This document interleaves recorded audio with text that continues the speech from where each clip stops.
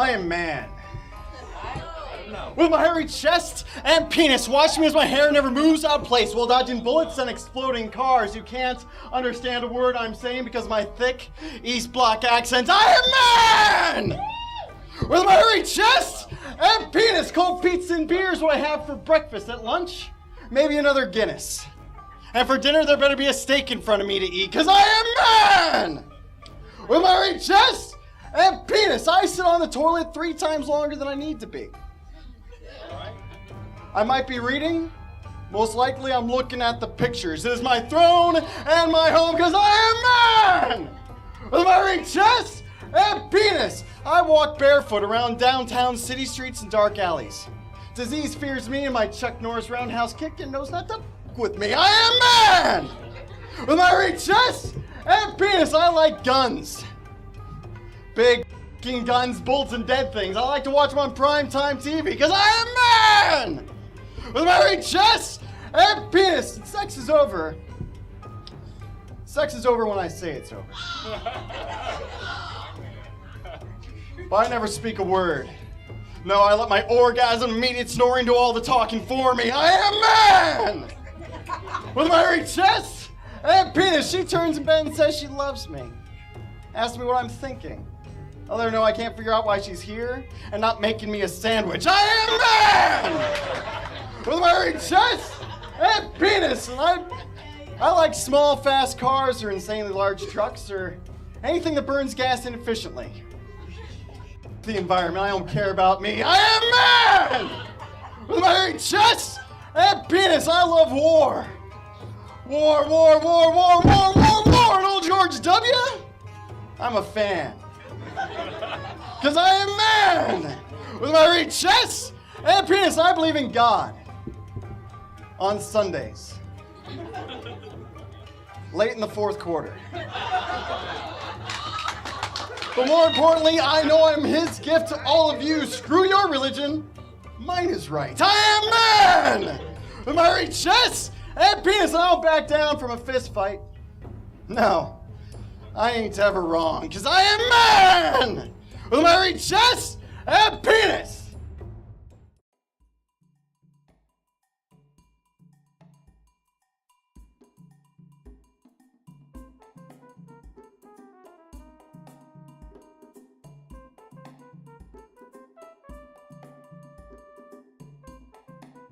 Right now, I'm really excited to be hosting and leading a teen poetry show here in the Tampa Bay area, which is called Heard 'em Say Teen Poetry Night.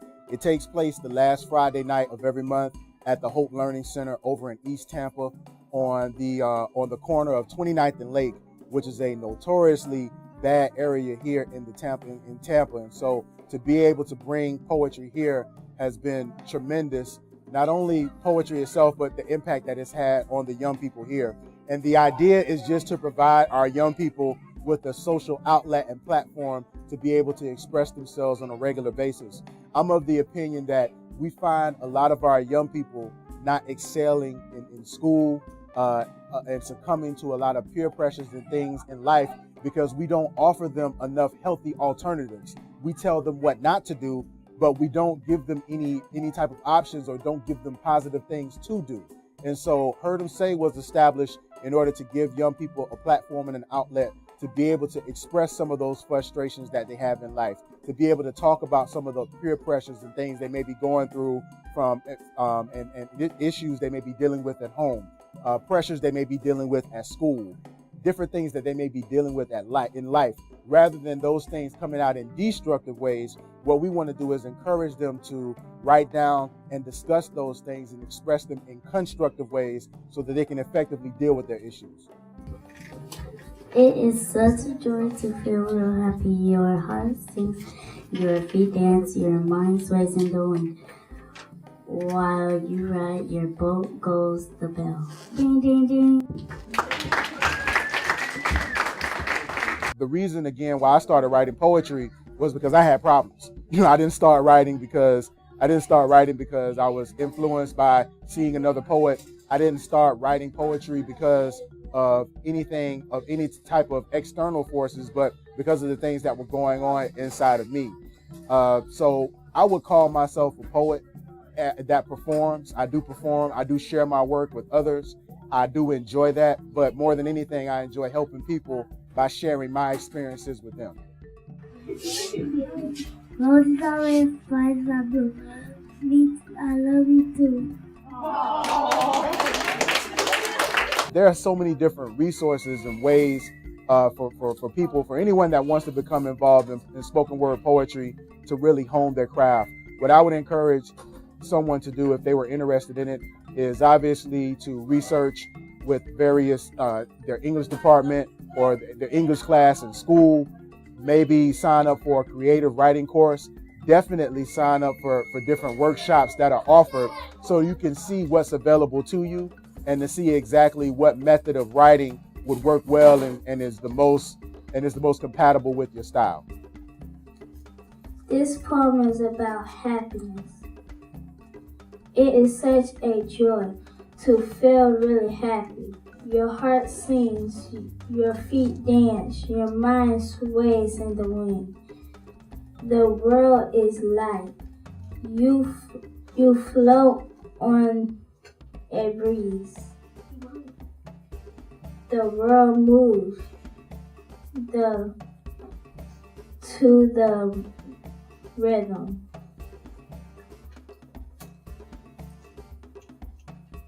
Of your joy. Every note you sung writes with the voice of contentment. I'm really excited and thankful and grateful for the new generation of up-and-coming poets and spoken word artists here in the Tampa Bay area. I was born and raised here in Tampa, and so obviously anything that is going to help build up the city from an artistic standpoint, I share that heart and passion. Victim number 9615782. My name is Anaya Dupree. And you see, I fell victim to the secret game, all because he never told me that he liked to be with men just as much as he loved to be with me. It took him on his deathbed until he finally told me that he was sorry for knowing that he had AIDS and still deciding to sleep with me. We have been married for 7 years, and this is the secret that he had for me. My daughter is 15 now, and I don't know how to explain to her how she got HIV. I will keep it a secret until I feel she is ready. Maybe. Victim number 5008663. My name is Daquan Lovely. I'm in love with Jasmine Dupree. Beautiful daughter of Anaya Dupree, who never told her or ever warned me that her daughter was born with the curse HIV. So when the doctors told me, I couldn't think of who the person could be. I mean, shoot, I have been creeping a lot lately. The last girl was this morning. Her name was Kelly. I mean, I never did use condoms because they didn't feel natural enough to me. But now I'm sitting here trying to think if I'm going to break this to my girl Jasmine, who called me and told me that we're expecting a baby. Victim number 9998576. My name is Kelly. The promiscuous girl is what they call me. At least 3 to 5 boys a month get to explore me. I mean, sometimes I use condoms, sometimes I don't. But on the real, I like it raw, and I can't even front. My favorite is they find love though. You see, I want to have his baby. That's why I put holes in the condom before he enters me. But I keep that part of secret because he'll be mad at me. But wait until Jasmine finds out that she's not the only one with his baby. I'm with HIV. Little did I know. No one ever told me. Victim number 9997856. My name is Kevin Hicks. I'm the star basketball player at my school. And I get girls like hot sweating bodies into a welcoming pool. Me and my boys gonna train on this girl today right after school. And get this, she let us sit raw. Now ain't that shit cool? I think her name is Kelly. And tomorrow, she promised to let me hit again. But that was a year ago. And I only wish I would have used protection. Who knows how many people I infected, and now they out there infecting. Victim number 9995783, Kevin Hicks. Victim number 9706576, Kelly. Victim number 5008663, Daquan Love. Victim number 9615782, My name is Anaya Degree. And see, we all fell victim to this secret game. All because he never told me. So I heard him say, all hope is gone for youth today. Well, I say when you see the babies in the gutters drinking gin and juice instead of apple juice, you will know the culprit. I am the product of a country that gave up and let me wander forever to squander my dreams, and then they told me to take out the trash. So I followed my cigarette ash, and nothing Colbert tells me will subside the pain of a father dead, a family silent, and a lover scorned. My blood trains towards the carpet and begins to sink in like the words of those that have told us we can't succeed. The sirens call for us, telling sweet lies, and if we believe, what are we really but a generation resigned to be the same as before? We are savages, ready to beat down your door. Time and time again we collapse, but we shall rise again, because nothing seems to satisfy. The phoenix folds its wings and dies, and I can't see a way out. So scream with me, we are the broken, neither evil nor elite, and when they kneel at your feet, shout, you are not forgiven, and we cannot forget. All great earth-shaking events have been brought about not by written matter, but by the spoken word. So we are the kings and queens of your reality. The very ink in which all history has been written is merely fluid prejudice, so we must author a new recollection. All men's souls are immortal, but the souls of the righteous are immortal and divine. So we must act as an example to preserve our purity. I heard him say we are unclean, and I am proud to call myself filthy, for I am indefinitely stained with the marks of free thought and creativity. No bleach can redeem me. I heard him say we are uncivilized, and I'm here to say there is no greater title. We have ravished society until it crumbled under the weight of our voice. So we will march through the cities, waving red flags, screaming what we heard him say. I want to make music. Loud, angry, angsty music, because I'm a punk with bad brains whose effect on society is only a minor threat. Did you hear me? I said I want to make music. I want to see heads banging, hearts throbbing, fists wailing in mosh pits, because I am sick of this scene. Quiet coffee houses with a quiet audience with an occasional snap. Screw that. I want to hear chaos. I want amplifiers to project my voice like firecrackers in the sky. I want to scream so loud that the veins in my neck pop out like pythons and people's ears pop like sonic booms, because I got so much to say and so many people to hear me. And this coffee house open mic stuff just isn't cutting it. The creature in my mind is scratching at the backs of my eyeballs, telling me that I am meant for more. And I can no longer ignore this feeling or this hunger, because I've been trapped inside these white walls for so long, and I am starving. So I use my empty stomach as a hollow drum to feed my ears African beats, for my heart has fallen off tempo. See, all I want to do is make music, make love to saxophones, tongue kiss the lips of a harmonica, become the puppet master of guitar strings, and listen to the way the acoustics sing, push the buttons of a synthesizer to see how angry I can make it. So the setting of a 1970s kung fu flick with the gong, run my fingertips along the spine of a harp and listen to its goosebumps, use piano keys to unlock the closed minds of geniuses. Okay. But I never could do music. See, one little melody would write musical notes to me behind the teacher's back in geometry, it just looked like gibberish. Because while all the other kids were learning how to read music and play their recorders, I was too busy trying to clean the spit out of mine. See, I've always had a problem with too much saliva building up inside my mouth until I learned how to just spit it out, and then I always got in trouble for spitting off of bridges and building tops onto people's heads, but now they cheer for me when I do it on stage. See, I've fallen in love with the way people nod their heads yes when I sprinkle them with my spit, and the way they applaud me when I hot loogies in their faces, because I spit knowledge, wisdom, and truth. I spit the voice of the youth. I spit masterpieces, Van Gogh and Picasso paintings. I use my tongue and teeth as instruments, and I spit music. But they tell me that no one will know my name until after I'm dead. That writers never live to see the change they make. Well, I guess that's why I'm here before you today, using amplifiers to project my voice like firecrackers in the sky, screaming so loud that the veins in my neck pop out like pythons and your ears pop like sonic booms, because the creature in my mind is scratching at the backs of my eyeballs, telling me that I'm meant for more than a coffee house. more than a chapbook, more than a $10 CD. And I can no longer ignore this feeling or this hunger because I've been trapped inside these white walls for so long. And I am starving.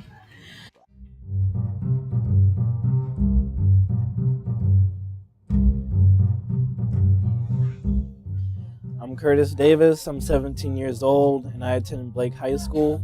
I'm from Tampa, Florida, born and raised. My father is from Bronx, New York, and my mother is also born and raised in Tampa.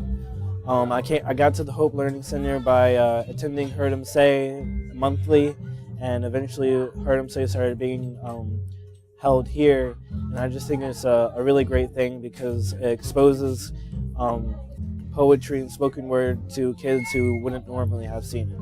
I go to Blake High School, and we have poetry readings there.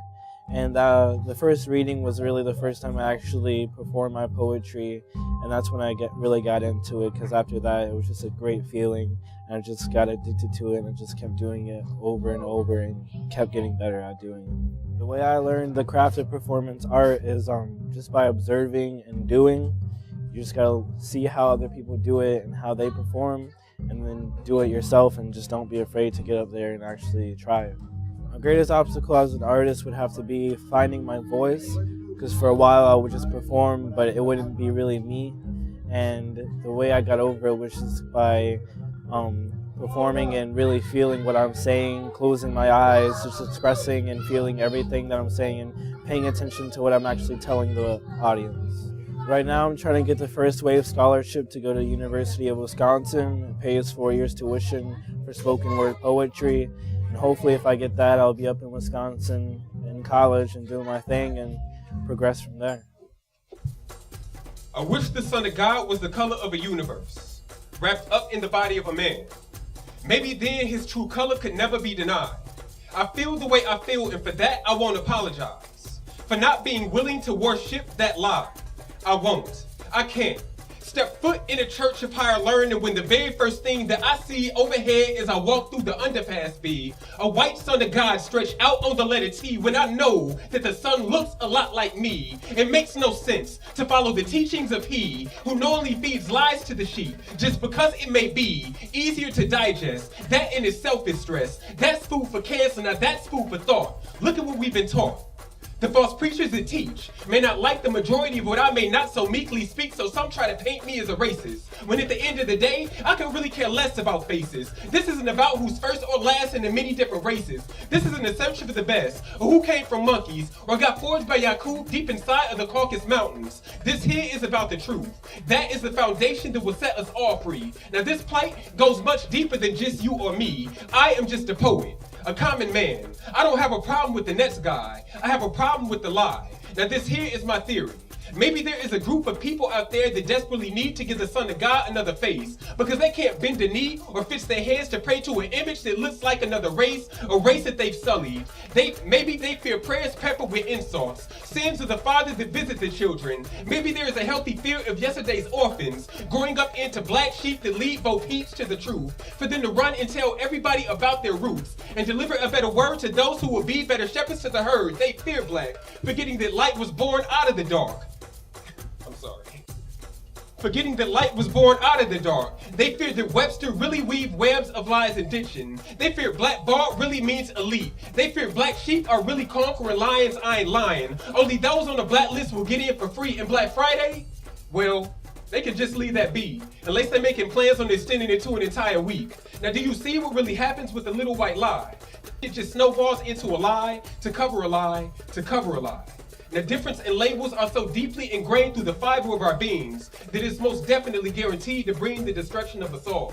So when, and if the Lord chooses to come, I hope he does so as a universe, step into the transparent shell of a man, just to prove us all wrong. To prove is all wrong. The proof is all wrong. Let's blame it on the authority. Public housing has now become the holding grounds for dreams nevermore. Cracked minds blind to voluntary slavery. Thoughts and lifestyles now passed on to the babies.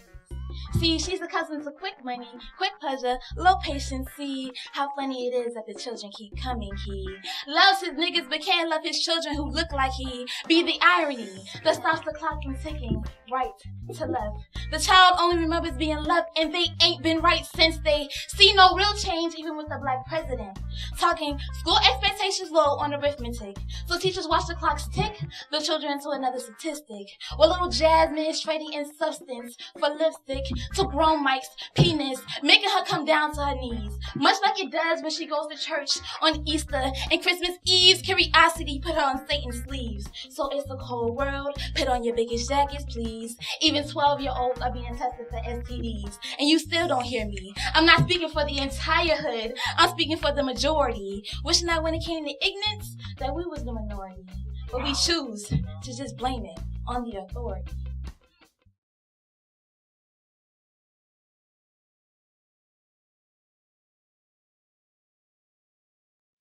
My name is Alex Hargret. I am from Tampa. I've lived in Tampa all of my life, and I go to Howard W. Blake High School. I started doing spoken word poetry back in February of last year. I been in the creative writing program for a minute, and there was a woman who was doing a show, and then she wanted some girls to work with afterward. So I volunteered for her program, and we were talking about many different things and how, writing is wonderful, great, and her motto was write out loud. So we actually did a show, and that's where I learned about spoken word, actually taking my poetry and putting it into the words.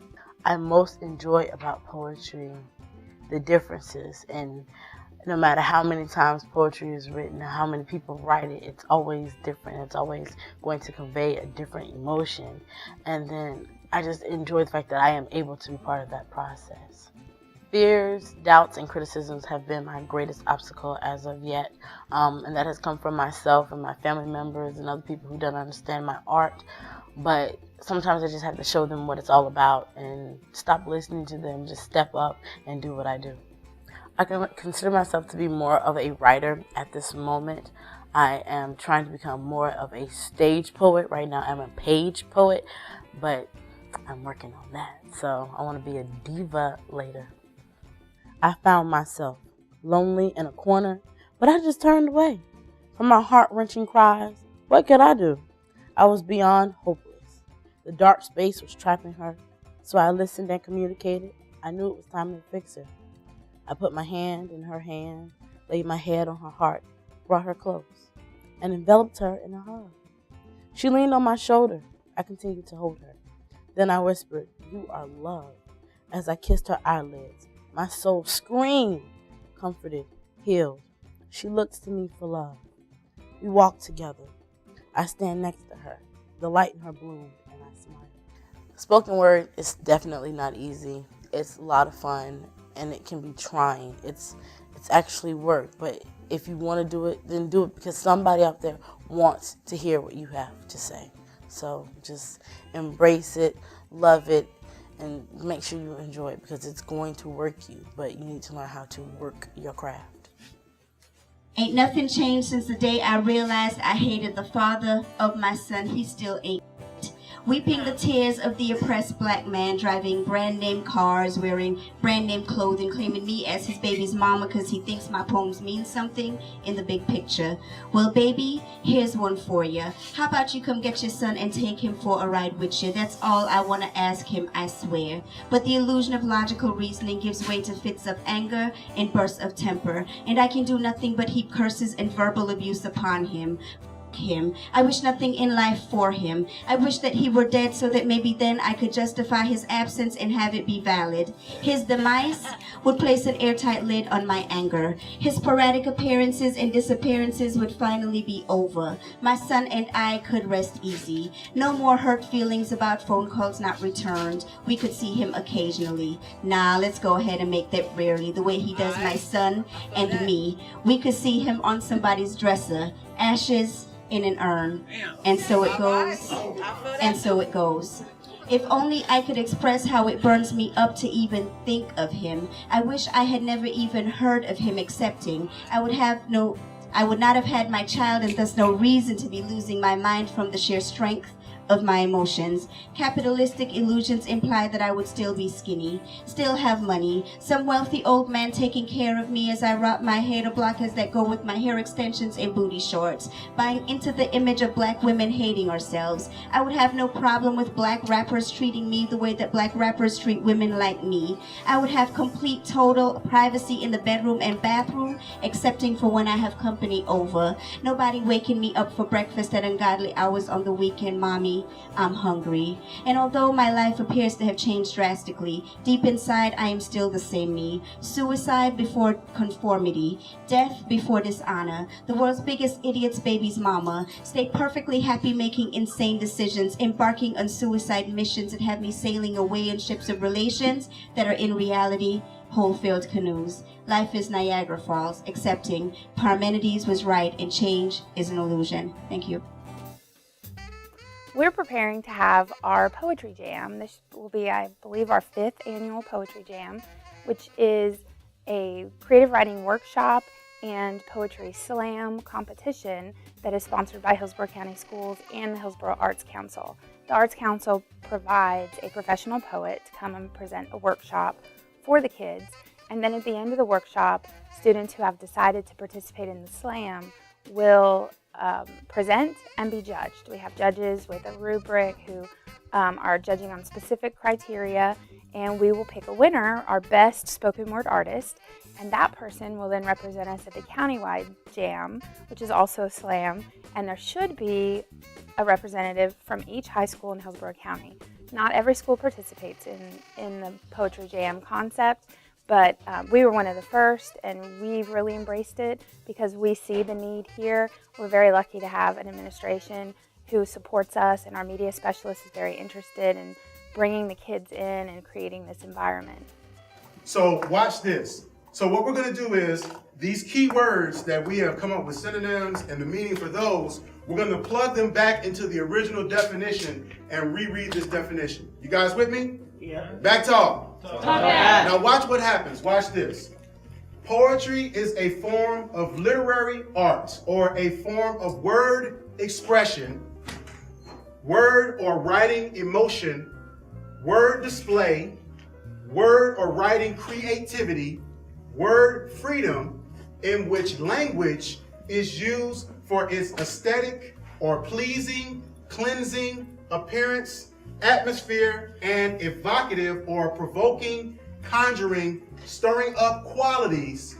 Everybody with me so far? Yeah. Is this clearing up? Yeah. In addition to or in lieu or substitution or replacement of its apparent, clear, sure, or obvious meaning. Words or writing in rhythmic, arrangement, or measured form. Now, doesn't that sound much better? Yes. Now, doesn't that sound like something that you can work with a little better and doesn't sound so archaic and dated? I think the Poetry Jam is important because it creates an atmosphere for all kids to get involved, or all kids who want to get involved. Before I'm a teacher, I'm a poet, and I am a regular poet, and I'm a spoken word artist. And when I came to Durant, I created a creative writing program. There was nothing here at that time. So I created the classes, I got kids involved, and I saw that there was a real need for a place for them to express themselves. And this is a perfect place. We can bring all kids together, whether they're in creative writing or not in creative writing. We open this to all English classes and any kid who wants to participate. So we can bring together 50 kids who may not ever have known each other were writers. And they're in this environment that supports and fosters writing and appreciates writing and encourages them to continue writing.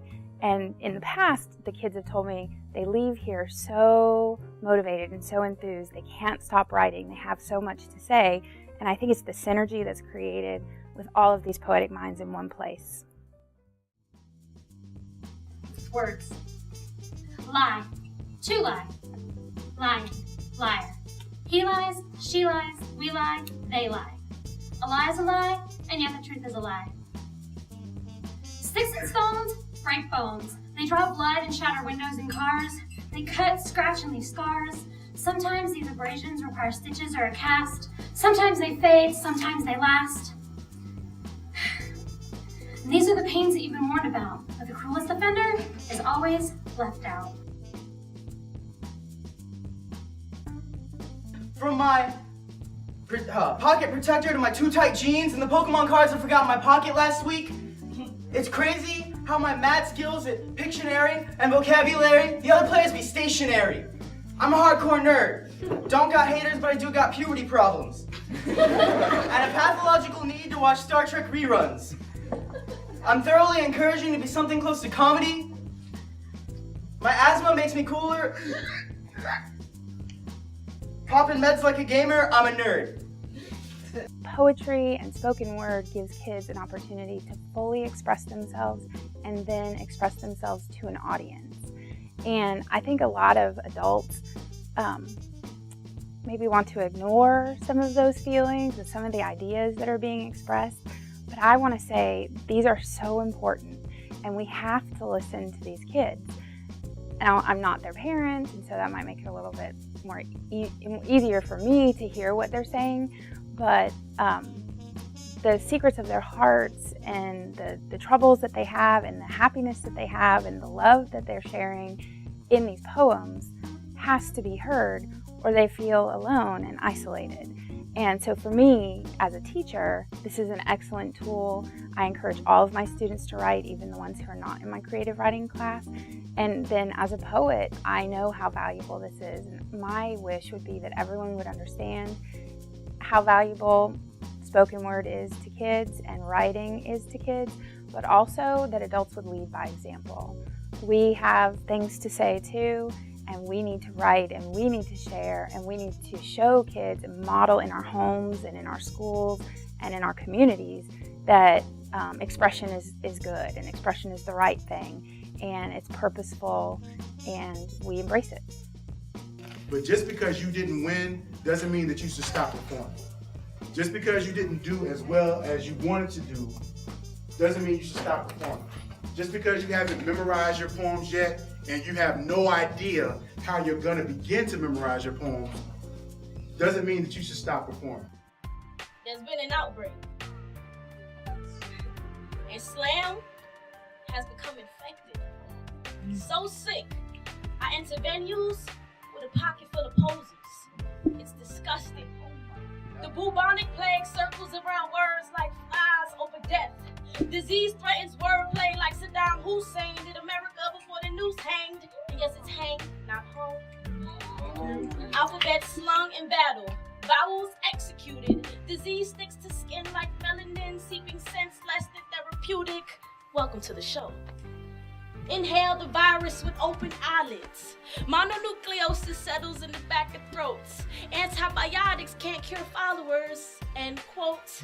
Germs slither and squeeze till pens grow weaker. Like a boa constrictor constricting the thermometer. Slam, you monster.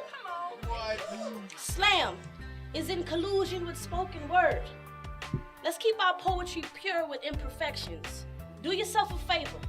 The next time you sit down to write, do it right. Because trying too hard has become an epidemic. So please, stop killing yourselves trying to be something else. A question that I have often asked myself is, am I black or am I white? Am I a panther or am I a ghost? Now, for all the mixed kids out there, also known as multiracial or other, I just want to let you know that I've been there. I've worn baggy jeans around my knees with long white tees because that's what I thought it meant to be black. I've also worn skin-tight jeans and straightened my hair because that's what I thought it meant to be white. And I was still never accepted because I talk too white or my skin is too black. It took me an eye with the people who I thought were my friends to realize that the only thing I need to try to be is me. And the rest will follow, so go ahead. Throw racial slurs, scream hateful words until my insides are hollow. But unlike Sleepy, this hollow is wide awake because it knows who it is and it knows what it wants to be and it knows how to get there. So continue to talk about me and continue to pretend that I care, because I don't. I'm immune to the words that you say because they're not nearly as clever as my wordplay. See, the things you say only cause me to chuckle because I wear the term weirdo like an oversized belt buckle, and I refuse to call you a hater because you don't hate me. You're jealous of me. Because no matter how physically bound I may be to your judgment, I am mentally free. I'm like a tree, swaying violently on a breezeless day, and the branches on my head touch the sun for food, for I am the son of sun and moon, light and dark, yin and yang, good and better. See, growing up with a black father and a white mother, I never really knew the difference in color. I just saw them as family. So excuse me if I had trouble fitting into a segregated, integrated school. Do you know how bad it feels to listen to your white friends make black jokes and have to sit there and wonder why you feel offended while the rest of them laugh, and listen to your black friends make fun of the way white people speak when you know that you yourself speak that way? So I became an outcast, a loser, a weirdo, forced to sit in the shadows of the background and observe, and I thank you. Because that is what has made me the poet that I am today. Thank you for teaching me how the real world works. Thank you for judging me. Thank you for helping me find me and coming to the realization that I am not black. I am not white. I am weird. Because if being weird means being yourself, then that's what I am. So I thank you. Because without you, how else would I have learned what not to be?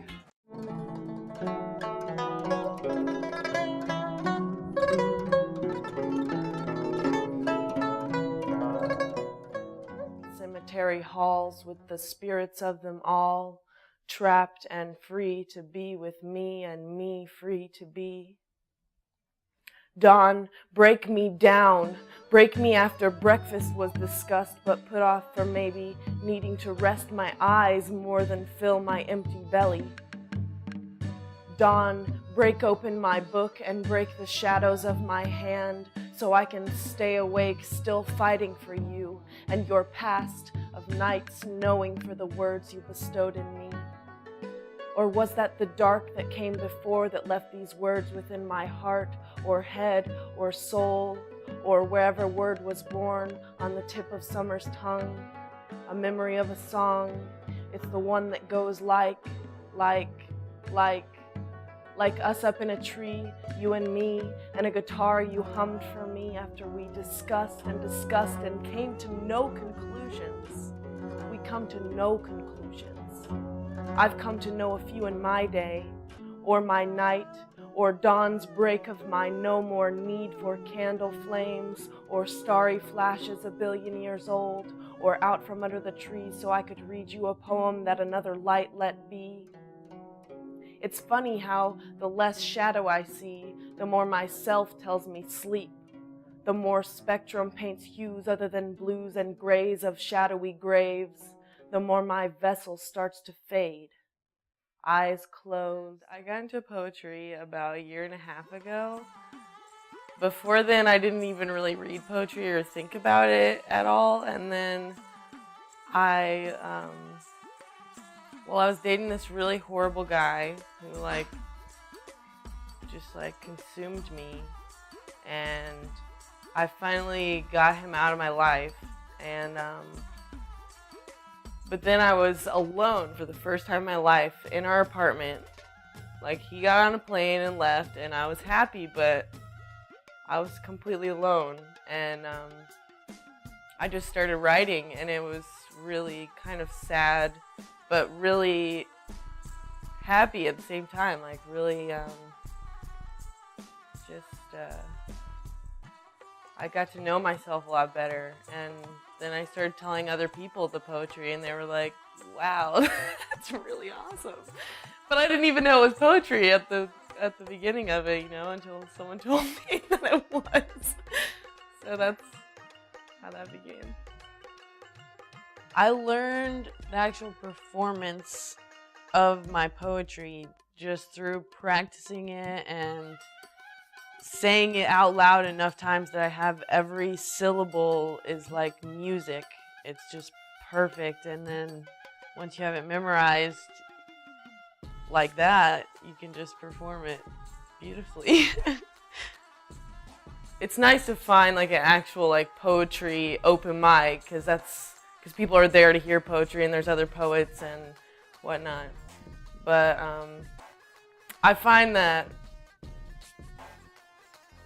while I've been doing this, it's really hard for me to find a balance between like humility and egotism, I guess,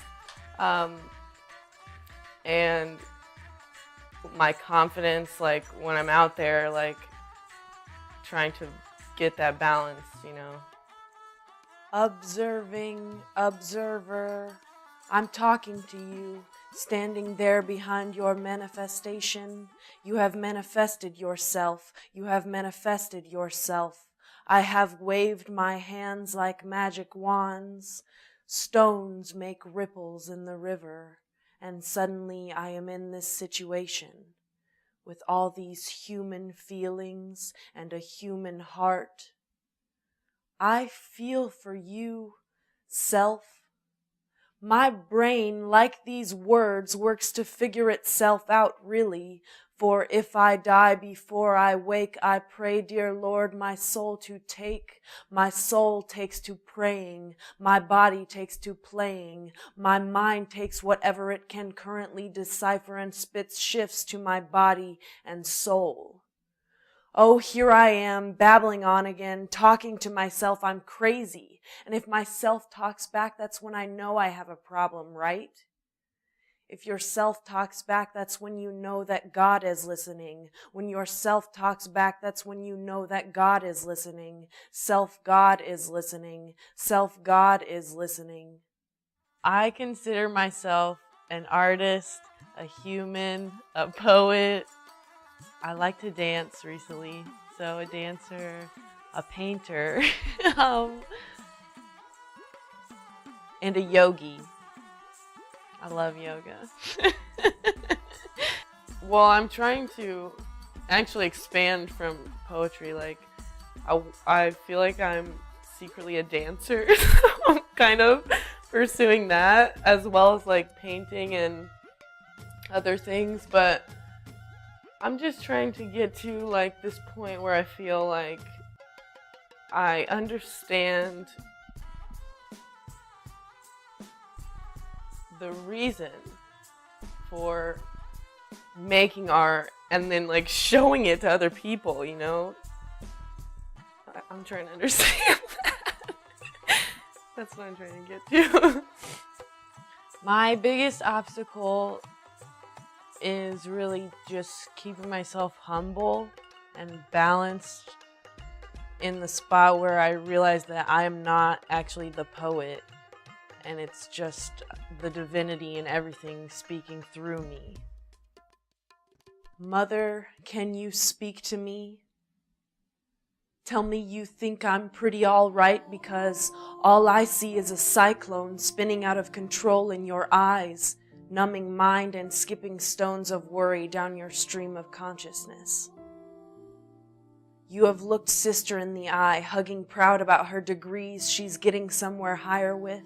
Higher than me, higher degrees on the oven when she made that mouth-watering meal any husband would wolf down thankful.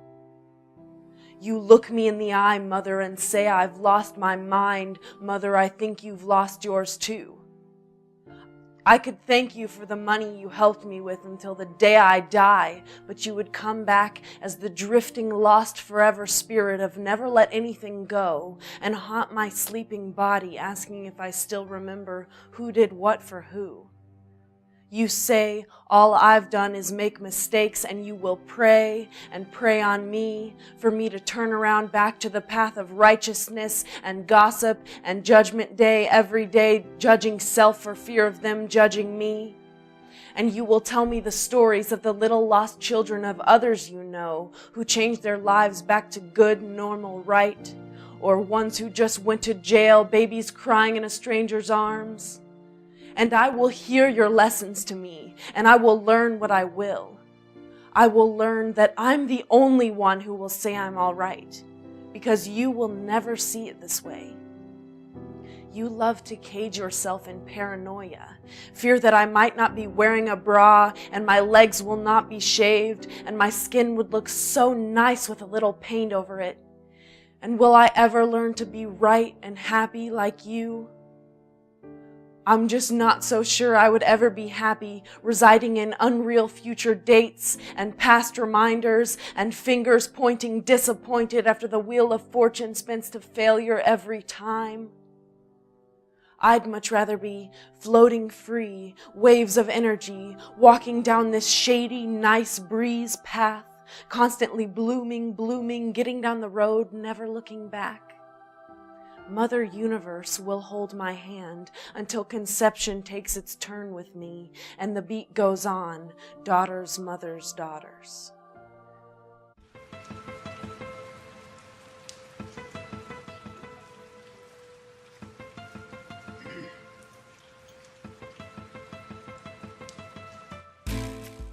I knew I was getting older when one of my nieces told me that I didn't have any swagger. So I asked her how she defines swagger in her book. She told me it's all about the look. Your sense of style and confidence is obvious whether you're paid or not. Ice cold when the block is hot, you look like you got it even when you don't. Dead broke but still looking at like a meal. A man's appeal should be predicated on more than just what's in his pockets. And to be honest, Uncle Walter, you need to step your game up. I shrugged my shoulders, flash her an uncomfortable smirk and say, baby girl, I understand what you're saying, but be careful. Because I grew up with girls who thought just like you. Young ladies committed to school but chose the wrong criteria to evaluate potential mates. Expensive taste made them chase behind dope boys and jocks who most often than not wrote their futures on locker room stalls or the backs of wrinkled 20 sacks, thinking that by giving men love and children that they would be willing to follow a different direction, trying to teach a new dog an old lesson by giving them their treat first. Then women wonder why things get worse before they get better. See, men hide their abusive tendencies behind Gucci sweaters, wrap our shallow thoughts in Louis Vuitton scarves, cover our propensity to walk away from responsibilities in a fresh pair of Nikes, buttonfly our insecurities with the most expensive pair of jeans that we can find because love is blind. And most women only see what they want to believe. See, swag is a smokescreen, a mere figment of your imagination. You judged the book by its cover, but then forgot to read the pages. If you had, you would have known that he was more style than substance. Love a chick that got her own because he has nothing. Making lifelong plans with a man who only has ambitions as a rider. But it's hard to support a family when you ride on skinny tires. Picture me rolling. She never pictured herself unfolding 4-page letters from the one she gave her heart to. If your girl only knew that everything that glitters don't stay new.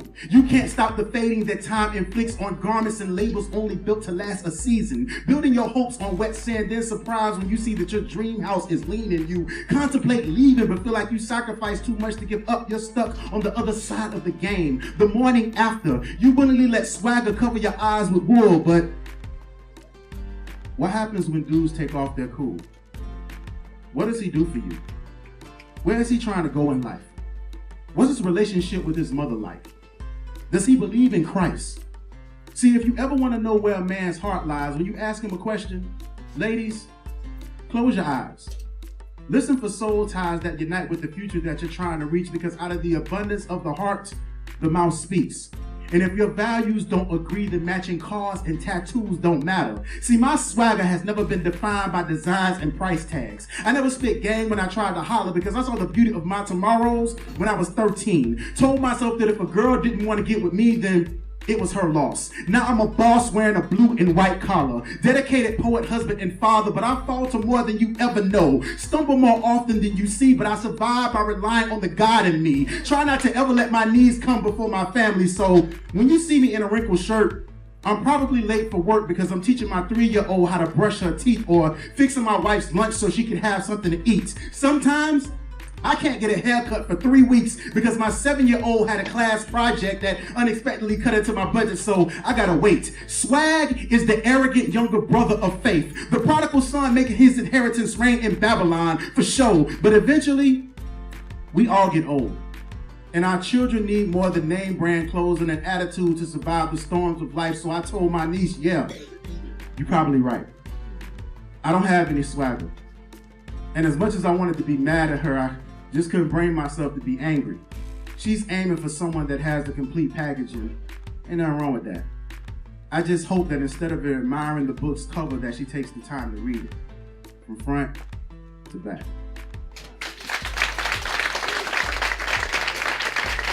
All right.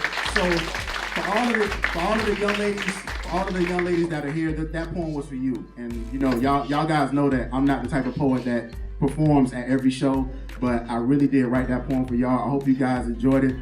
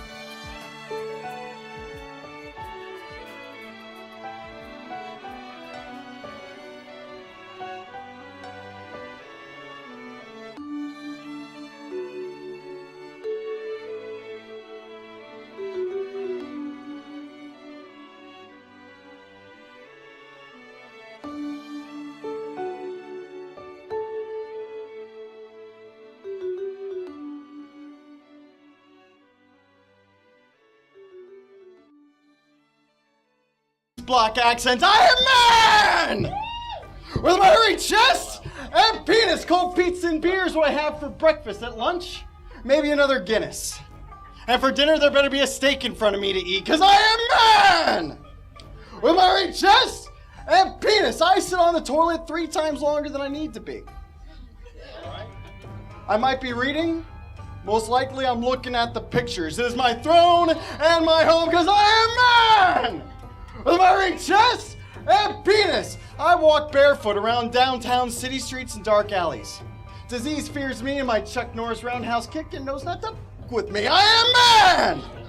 With my hairy chest and penis, I like guns. Big f***ing guns, bolts, and dead things. I like to watch them on primetime TV because I am man! With my hairy chest and penis, and sex is over. Sex is over when I say it's over. But I never speak a word. No, I let my orgasm immediate snoring do all the talking for me. I am man! With my hairy chest and penis, she turns in bed and says she loves me. Asks me what I'm thinking. I let her know I can't figure out why she's here and not making me a sandwich. I am man! With my hairy chest and penis, and I like small, fast cars or insanely large trucks or anything that burns gas inefficiently. The environment, I don't care about me. I am man! With my hairy chest!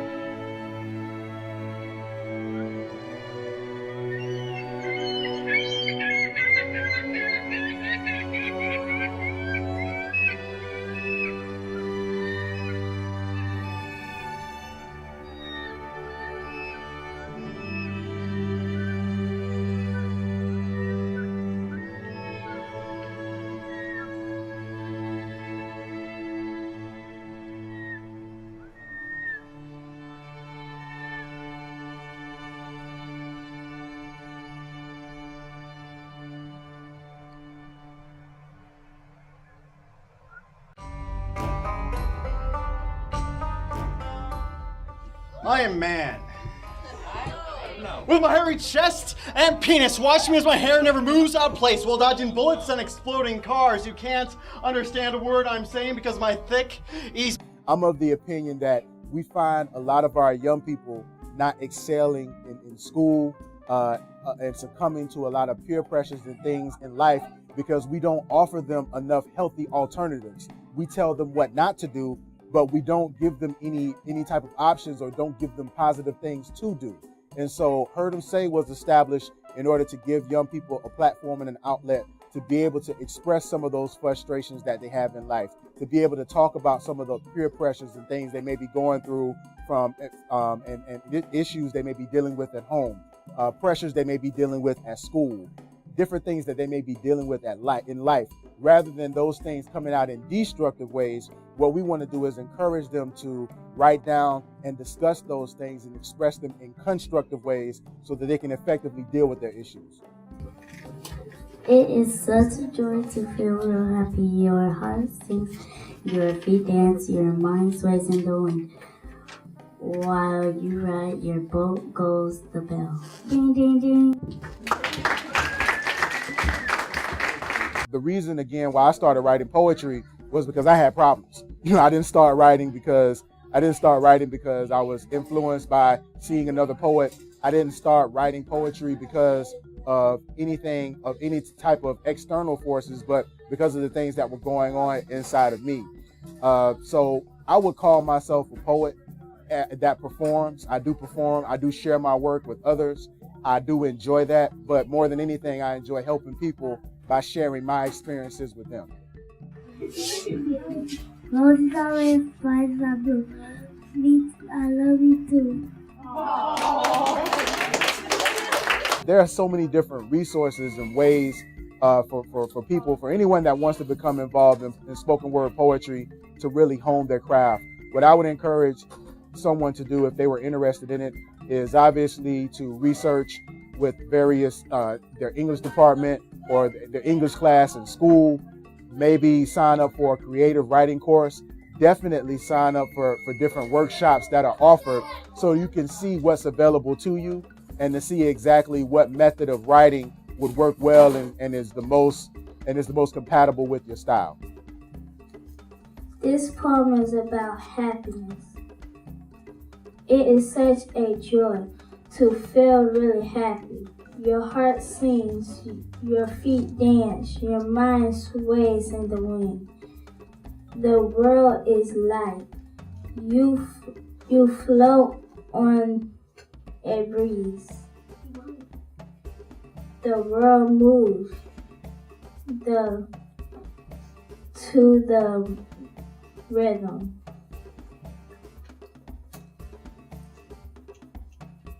Of your joy. Every every note you sung right with the voice. Penis, I love war. War, war, war, war, war, war, war, and old George W. I'm a fan. Because I am man. With my red chest and penis, I believe in God. On Sundays. Late in the fourth quarter. But more importantly, I know I'm his gift to all of you. Screw your religion. Mine is right. I am man! With my red chest and penis, I don't back down from a fist fight. No, I ain't ever wrong, because I am man! With my red chest and penis!